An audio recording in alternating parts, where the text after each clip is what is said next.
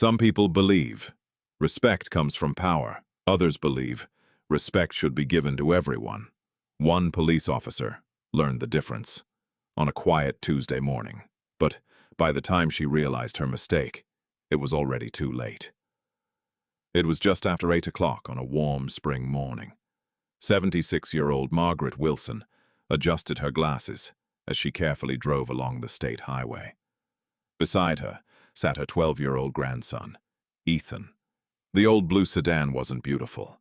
It had faded paint, a few small dents, and more than 200,000 miles on the dashboard. But Margaret loved it. Her late husband had bought it nearly 20 years earlier. She refused to replace it. Ethan looked over at his grandmother and smiled. "Grandma, we still have plenty of time. You don't have to drive so carefully." Margaret smiled without taking her eyes off the road. "My father always told me, anyone can drive fast. It takes patience to drive safely." Ethan laughed. "You always have a saying for everything." She laughed softly. "That's what happens when you get old." On the back seat rested a neatly wrapped gift. Next to it was a homemade apple pie, covered with a clean white towel. Margaret had baked it before sunrise. The whole car smelled of cinnamon. Ethan had already asked 3 times if he could have a slice. 3 times she had told him to wait. "The pie isn't for us." They had been driving for almost an hour when flashing blue lights suddenly appeared in the rearview mirror. Margaret immediately slowed down. She pulled safely onto the shoulder, turned off the engine, rolled down her window, and placed both hands on the steering wheel. A police SUV stopped behind them. 2 officers stepped out. One was a middle-aged man with calm eyes. The other was a woman in her early 30s, tall, confident, and already wearing an expression that suggested she had decided they were guilty of something. The male officer remained beside the patrol vehicle. The female officer walked directly to Margaret's window. She didn't introduce herself. She didn't greet them. She didn't even smile. Instead, she looked at the old sedan and frowned. "Do you have any idea how old this thing is?" Margaret answered politely. "Yes, officer. It still runs well." The officer let out a short laugh. "That's not what I asked." Ethan glanced at his grandmother. She remained perfectly calm. "May I ask why you stopped us?" The officer folded her arms. "You crossed the white line twice." "And your right brake light looked dim." Margaret nodded. "If the brake light is out, I'll have it fixed today." The officer ignored her. "License, registration, insurance." Margaret handed everything over without hesitation. The officer barely looked at the documents before walking away. Inside the patrol SUV, the male officer reviewed the paperwork. Everything was valid. Insurance, registration, driver's license, clean, no warrants, no unpaid tickets. He looked toward his partner. "Everything checks out." She barely glanced at him. "Run it again." He looked confused. "I already did." "It's clean," she sighed impatiently. "I said run it again." 10 minutes passed, then 15. Cars continued driving by. Ethan shifted uncomfortably in his seat. "Grandma, are we in trouble?" She gently placed her hand over his. "No, we've done nothing wrong." Finally, the officer returned. Instead of giving the documents back, she tossed them onto the dashboard. Then she looked directly at Margaret. "Step out of the vehicle." Margaret blinked. "Is there a problem?" I said, "Step out, now." Without arguing, Margaret slowly opened the door. Her knees were stiff. It took her a moment to stand. The officer watched impatiently. "Hurry up." Ethan climbed out after her. He quietly took his grandmother's arm to steady her. The officer noticed. "You. Stand over there."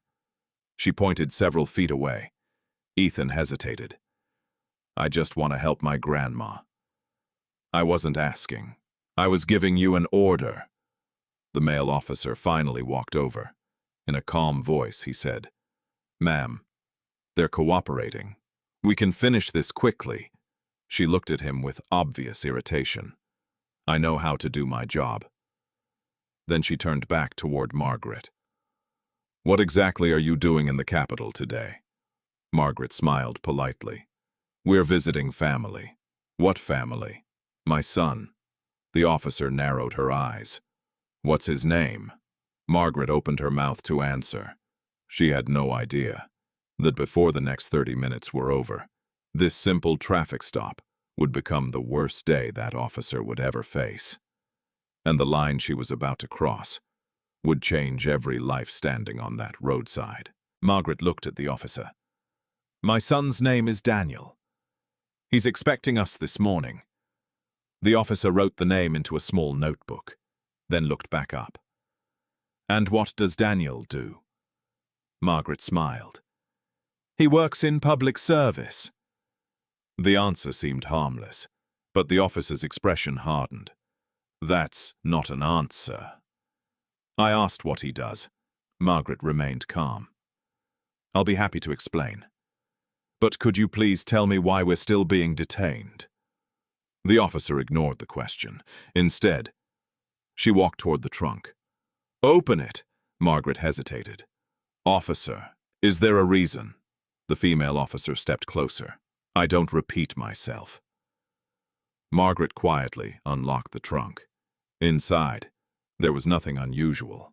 A folded blanket, a small toolbox, a picnic basket, and the homemade apple pie. The officer began removing everything, one item after another. She dropped the blanket onto the roadside. The toolbox followed, then the basket. Its contents spilled across the pavement. Medication bottles rolled into the grass. A framed family photograph slid across the shoulder. Ethan instinctively ran forward. "Grandma's medicine!" He bent down to collect it. The officer stepped in front of him. "Leave it. I'm conducting an investigation." The male officer spoke carefully. "Ma'am, we haven't found anything suspicious. Maybe we should—" She cut him off. "I'll decide when we're finished." A line of traffic had begun to slow. Drivers looked over. Some rolled down their windows. A few people started recording with their phones. Margaret quietly knelt beside the scattered medicine. Her knees trembled. She picked up one bottle at a time. She never complained. The officer looked down at her. "If getting down is that difficult, maybe you shouldn't be driving." Ethan looked at the officer. His voice remained respectful. "My grandma has never had an accident. She drives better than most people." The officer smirked. "Nobody asked you." She reached into the trunk again. This time, she pulled out the pie. It was still warm, wrapped carefully beneath a white towel. She held it up. "What's this?" Margaret answered softly. "I baked it this morning. It's for my family." Without another word, the officer set it carelessly on the edge of the trunk. It slipped, the pie fell, the glass dish shattered on the asphalt. The apple filling spread across the road. Everything became silent. Margaret looked at the broken pie. She didn't yell, she didn't argue. She simply whispered, "It took me 4 hours to make that." Even the male officer lowered his head. He knew it had been unnecessary. Ethan walked toward his grandmother. "It's okay. We'll bake another one." Margaret smiled sadly. "I know. I just wanted today to be special." The officer crossed her arms. "If that's all, you can bake another one tomorrow." Ethan couldn't stay silent anymore. "We didn't do anything wrong. Why are you treating us like criminals?" The officer stepped toward him. "Careful. You're getting very close to interfering with police business." The boy stood his ground. "I'm only talking." The male officer immediately stepped between them. "Let's all calm down. We don't need to escalate this." But the female officer was no longer listening. She turned back toward Margaret. Hands behind your back. Margaret looked genuinely confused. For what reason? I'll ask the questions. Hands behind your back. Margaret took a slow breath. Officer, if you'll please let me explain who we're supposed to meet. Before she could finish, the officer shoved her hard across the shoulder. Margaret lost her balance. She fell onto one knee. Her glasses flew into the dirt. Grandma! Ethan sprinted toward her. He reached for her arm. The officer grabbed the boy by the shoulder, then forcefully pushed him backward. He stumbled, fell onto the pavement. His elbow scraped against the road. The male officer reacted instantly. Ma'am, that's enough! People standing nearby gasped. Several phones were now pointed directly at the scene. One woman shouted from her car. Leave them alone! The female officer looked around angrily. Everyone stay back. This is an active investigation. Margaret slowly reached for her glasses. Her hands were shaking. Ethan knelt beside her. There were tears in his eyes. Not from fear, from seeing his grandmother hurt. Margaret gently held his hand. I'm all right. It's all right. Her voice remained calm. I wasn't trying to argue. I only wanted to tell you. My son has been waiting for us all morning. The officer laughed. Then he can keep waiting. Neither of them realized that somewhere across the city, Margaret's son had already begun asking the same question over and over. Where's my mother? Because she had never been late. Not once in her entire life. More than 90 minutes had passed. Margaret and Ethan were still standing beside the highway. The broken pie remained scattered across the road. Their belongings were still spread across the shoulder. Back in the capital, inside a government building, a meeting had not started. Not because people were late, because one person refused to begin. Cabinet Minister Daniel Wilson looked at his watch again. 9:32. His mother should have arrived almost an hour earlier. She had never missed an important family gathering. Never. He picked up his phone. He called again. No answer. He called Ethan. No answer.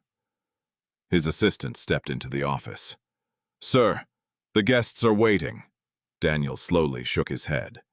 My mother always answers. Something isn't right. He immediately turned toward the head of his security team. Find them. Now. Within minutes, their vehicle description was sent to nearby patrol units. Traffic cameras were checked. Highway reports were reviewed.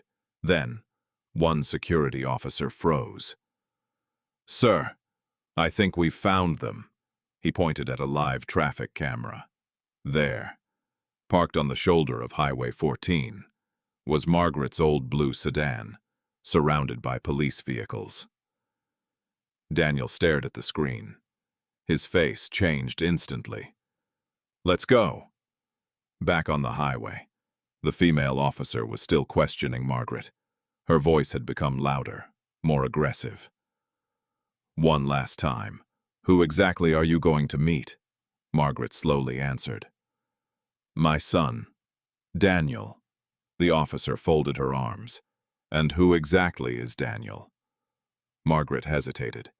She never liked talking about her son's position. Not because she was ashamed, because she believed people deserved respect, before titles. She quietly replied, He serves the public. The officer laughed. So he's a clerk? A janitor? Maybe a receptionist? Ethan finally spoke. You shouldn't laugh at people. The officer stepped closer. I told you before. Stay quiet. The male officer looked increasingly uncomfortable. He quietly approached his partner. Ma'am, this has gone on long enough. We have no legal reason to keep them here. She turned toward him. I'll decide that. Just then, another sound echoed across the highway. Several black SUVs approached at high speed, one after another. Their emergency lights flashed blue.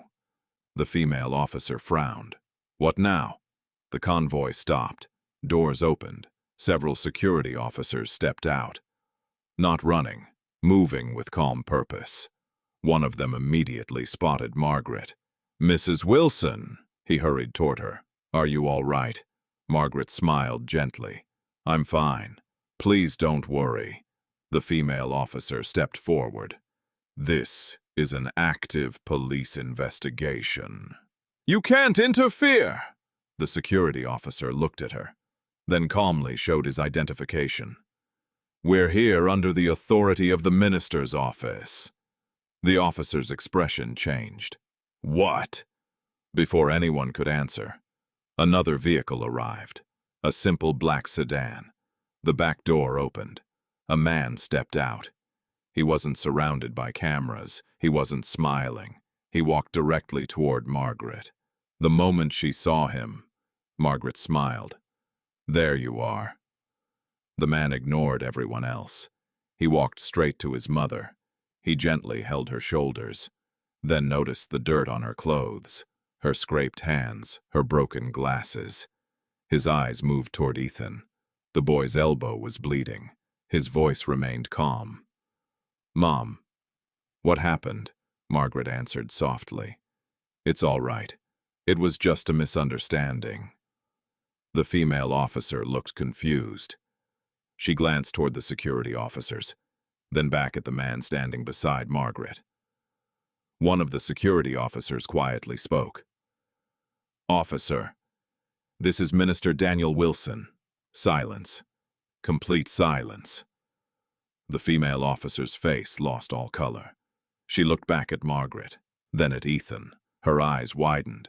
You're... Margaret nodded gently. "He's my son, and Ethan is his grandson." For several seconds, the officer couldn't speak. Everything around her suddenly felt unreal. She remembered every word she'd said, every insult, every shove, every decision. Daniel finally turned toward her. He didn't shout. He didn't threaten. His voice remained completely controlled. "Were these two people disrespectful to you?" The officer swallowed. "No, sir." "Did they refuse your instructions?" "No, sir." Daniel nodded once, then quietly asked the question that made everyone on the roadside hold their breath. "Then why is my 76-year-old mother bleeding?" No one spoke. Not even the wind seemed to move. The officer lowered her eyes. For the first time that morning, she had no answer. For several seconds, nobody moved. The female officer stood frozen. The question still echoed in the air. "Why is my 76-year-old mother bleeding?" She opened her mouth, then closed it again. Every explanation she had prepared suddenly sounded meaningless. The male officer quietly stepped forward. "Sir, I think we should start by making sure Mrs. Wilson is all right." Daniel nodded. "You're right." He immediately turned back to his mother. "Mom, can you walk?" Margaret smiled gently. "I'll be fine. I'm more worried about Ethan." Daniel knelt beside his son. The scrape on Ethan's elbow wasn't serious, but seeing the dried blood made his heart sink. "Does it hurt?" Ethan shook his head. "I'm okay. Grandma fell harder than I did." Daniel looked toward the female officer. She still couldn't meet his eyes. An ambulance arrived a few minutes later. Paramedics cleaned Margaret's hands. They examined Ethan's arm. Neither injury was severe, but both were documented. While the paramedics worked, more police supervisors arrived. A lieutenant stepped out of his vehicle. He had already received several calls from dispatch, but no one had explained what had actually happened. He walked toward the female officer. "Give me a situation report." She hesitated. It was a routine traffic stop. "They became uncooperative." The male officer looked at her in disbelief. "That's not accurate." The lieutenant turned toward him. "What happened?" The female officer interrupted. "I was the primary officer. I'll give the report." The lieutenant raised a hand. "No, I want both statements." For the first time, the female officer looked nervous. really nervous. Across the highway, several drivers who had witnessed everything were still standing nearby. One woman slowly approached. She held her phone in her hand. "I recorded part of it." Another man stepped forward. "So did I. I saw the whole thing." Within moments, 3 more people admitted they had recorded the encounter. The female officer's shoulders dropped. She hadn't realized how many people had been watching. The lieutenant accepted each person's contact information. "Please don't delete the videos. They may become evidence." Evidence. The word landed heavily. This was no longer just an argument on the side of the road. It had become an official investigation. The lieutenant then looked toward the patrol SUV. "Body cameras. Were they active?" The male officer answered immediately. "Yes, sir. Mine recorded the entire stop." Everyone turned toward the female officer. She spoke quietly. "Mine was recording too." The lieutenant nodded. "Good. Both cameras will be secured immediately." The female officer's face became pale. She suddenly understood something. The body camera hadn't just recorded Margaret falling. It had recorded every insult, every threat, every unnecessary order, everything. Daniel remained completely silent. He never demanded anyone be arrested. He never mentioned his position. He simply stood beside his mother. The lieutenant finally approached him. "Minister, I assure you this department will investigate thoroughly." Daniel looked at him calmly. "I don't want special treatment.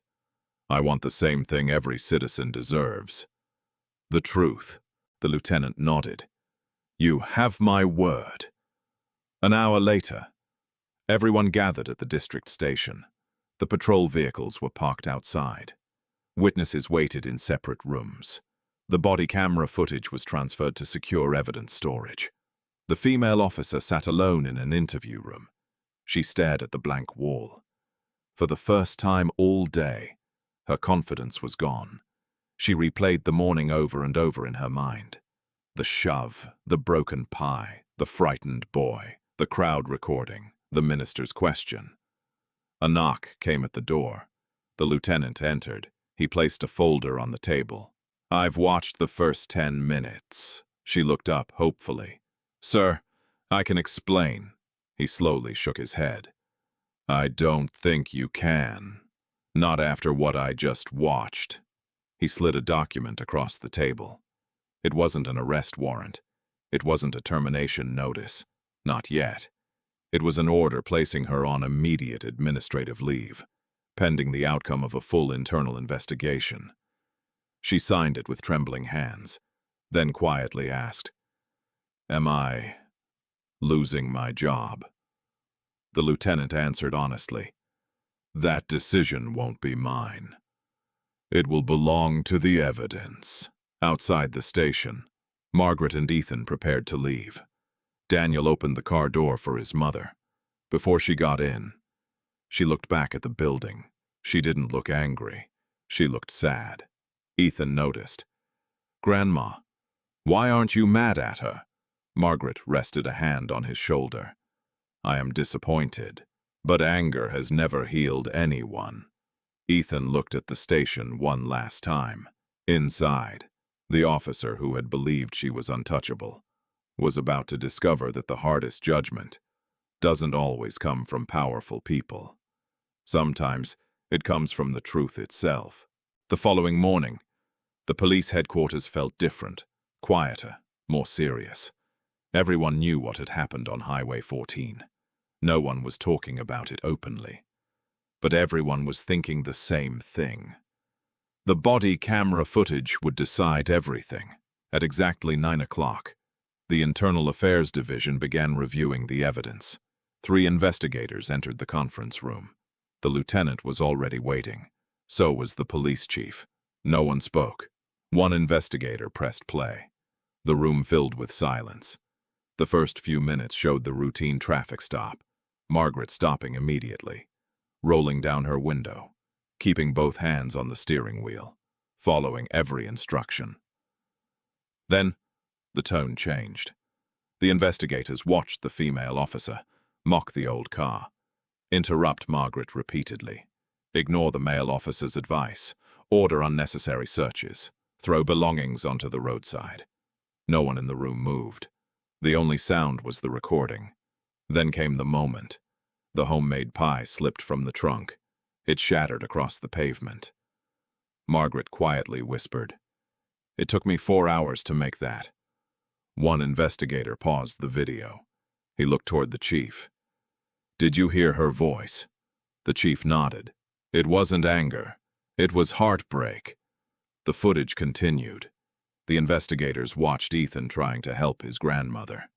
They watched the officer shove Margaret. They watched Ethan being thrown backward onto the road. The male officer shouting, "Ma'am, that's enough!" The room became completely silent. Nobody needed to discuss what they had just seen. The video spoke for itself. One investigator quietly closed his notebook. "I've seen excessive force cases before, but this was completely unnecessary." Outside the conference room, the female officer waited alone. She had not slept. She kept replaying the same moment in her head. The shove, the fall, the boy's frightened face. An investigator opened the door. "You can come in." She entered slowly. Everyone remained seated. No one looked angry. That somehow felt worse. One investigator spoke first. "Before we continue, do you wish to change anything in your written report?" She looked confused. "My report is accurate." The investigator quietly turned his monitor toward her. He pressed play. The body camera footage began. For nearly 15 minutes, she watched herself. Every word, every order, every insult, every decision. When the recording ended, she couldn't look at anyone. The investigator asked softly, "Would you like to revise your statement now?" She finally nodded. "Yes." She reached for a blank report. Her hands shook as she wrote. "I allowed my emotions to control my judgment. I ignored my partner's recommendations. I used unnecessary force. I failed to treat 2 citizens with dignity." When she finished, she quietly placed the pen on the table. "I have no excuse." Meanwhile, Daniel Wilson had returned to work. Reporters gathered outside his office. Everyone wanted a statement. One journalist asked, "Minister, will you personally demand punishment?" Daniel stopped walking, then answered calmly, "My family deserves justice. So does every family in this country. This investigation will follow the law. Nothing more, nothing less." His answer spread across television and social media within hours. Many people expected anger. Instead, they saw restraint. Back at headquarters, the investigation continued. After witness gave the same account. None of them knew who Margaret was. At the time, they believed she was simply an elderly woman being mistreated, and every one of them had chosen to speak up. The male officer gave his statement last. He never exaggerated. He never tried to protect himself. He simply told the truth. "I should have intervened sooner. I regret that. But I repeatedly told my partner to end the stop. She refused." The investigators thanked him. His honesty became one of the most important pieces of evidence. Late that afternoon, the police chief signed the preliminary findings. Multiple violations, abuse of authority, conduct unbecoming of an officer, use of unnecessary force, false statements in an official report. The final disciplinary hearing would take place the following week, but everyone inside headquarters already knew. The outcome would change that officer's career forever. Across town, Margaret sat quietly on her front porch. She was holding a cup of tea. Ethan sat beside her. Neither of them had spoken much since returning home. Finally, Ethan broke the silence. "Grandma, do you think she'll lose her job?" Margaret looked toward the sunset, then answered softly, But whatever happens, I hope she learns something."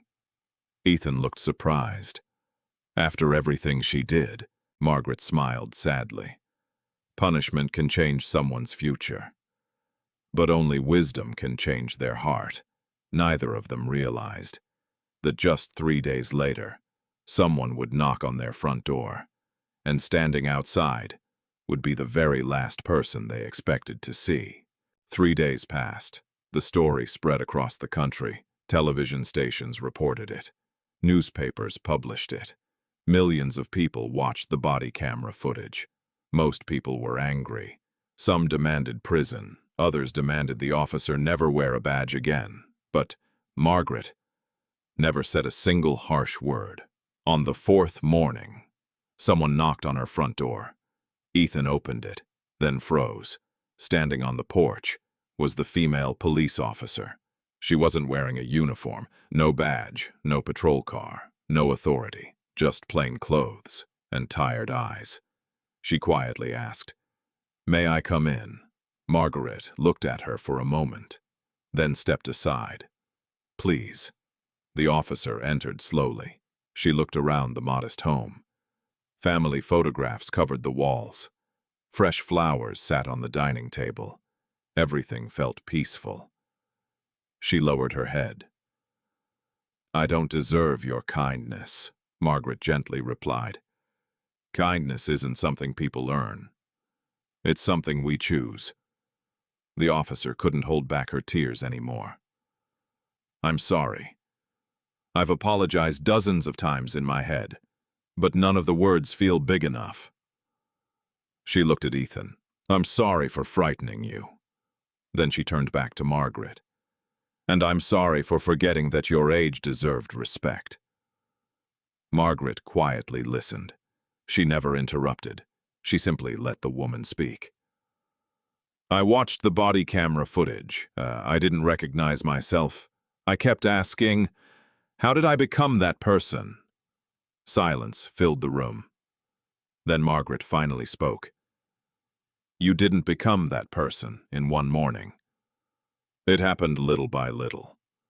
Every time someone treated you badly, and you chose to pass that pain on." The officer nodded through tears. "You're right." She reached into her bag, then carefully placed something on the table. It was a brand new pie dish. Beside it was a handwritten recipe book. "I know I can't replace what I destroyed, but I wanted to try." Margaret smiled softly. "Thank you." The officer took a deep breath. "The disciplinary hearing was yesterday. I resigned before they announced their decision. I realized something. I shouldn't wear a badge until I learn what it truly means." Ethan looked surprised. "You quit?" She nodded. "I spent years learning the law. But I forgot the most important lesson. The badge isn't supposed to make people fear you. It's supposed to make them feel safe." Margaret looked at the young woman. For the first time, she didn't see the officer from the roadside. She saw someone who genuinely regretted her actions. Margaret reached across the table and gently held her hand. "I forgive you." The officer looked up in disbelief. "You do?" Margaret smiled. "Yes. Not because what happened was acceptable. It wasn't, and not because consequences don't matter. They do. I forgive you because I refuse to let bitterness become part of my family." The officer began crying again, not from relief, but because someone she had hurt had shown her more grace than she believed she deserved. A few minutes later, she quietly stood to leave. Before reaching the door, she turned back. "I hope someday I become the kind of person worthy of the forgiveness you gave me." After she left, Ethan remained silent. Finally, he looked at his grandmother. "I don't think I could have forgiven her." Margaret wrapped an arm around his shoulder. "Maybe not today, and that's okay. Forgiveness isn't pretending nothing happened.